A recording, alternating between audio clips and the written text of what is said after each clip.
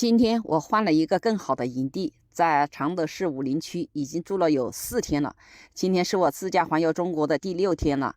昨天待的那个柳叶湖游客广场太偏了，周边没有大型超市和餐饮店。今天我换到了武陵区紫园路31翡翠湾停车场，这个地方真好，离河街只有1桥之隔，购物买菜都非常方便，有洗手间，有水。洗手间非常的干净，有充电桩，还有更好的就是有个社区休息室，休息室还有电可以给手机充电，有开水，有空调，晚上也不关门。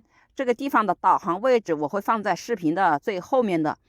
这里是竹园社区文化广场，出停车场往右边走，在马路对面还有一个大型的超市，商品应有尽有。再往前走，左拐就是居民区，那里有很多餐饮店，可以去那里品尝当地的特色美食。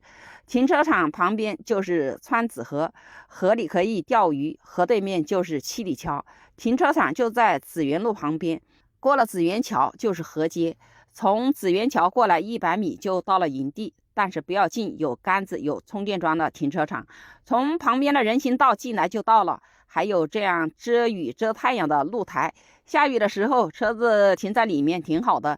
营地可以做饭，可以搭帐篷，但是一定要爱护环境，不要多占位置，自己的垃圾随时带走。导航常德市武陵区紫园路31翡翠湾就可以了。